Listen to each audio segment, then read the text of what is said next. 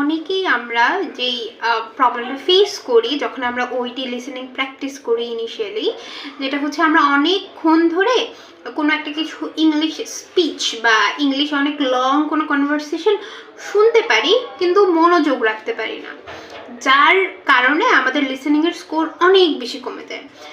এই জিনিসটা থেকে ওভারকাম করার একটা মাত্র ওয়ে হচ্ছে সারাদিন আপনি যা শুনবেন সব ইংলিশে হবে।